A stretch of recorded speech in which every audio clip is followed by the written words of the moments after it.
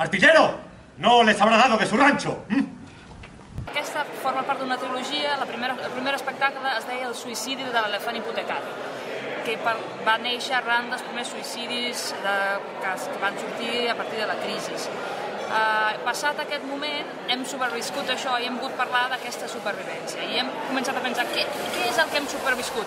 Nosaltres hem superviscut a tota aquesta transició, a tot aquest moment anterior nostre, que no l'hem viscut, però som supervivents. I la generació d'actors i actrius que treballen amb la Minimal vam començar a donar-nos que som això, tenim moltes taques d'aquesta història que no hem viscut.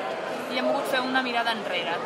Hem anat al 1975 i hem començat a fer una reestructuració, una revisió d'aquell moment, d'històries que els nostres avis no ens han explicat, que els nostres pares ens han explicat malament, i hem fet la nostra versió d'aquesta transició. Nosaltres, l'espectacle va entrar dins del programa Laboratori de Creació de Fira Tàrrega i arran d'estar al Laboratori de Creació va venir ens van convidar des de l'Emergències IT, que és un programa comissariat per Eduard Mouner, per participar en aquest primer bloc, que és una unió dels 3 grans festivals de Catalunya, el Grec, la Temporada Alta i el Fira Tàrrega. És correcte, estem veient aquesta primera fase, una instal·lació on els temes es fan sempre de la mateixa manera.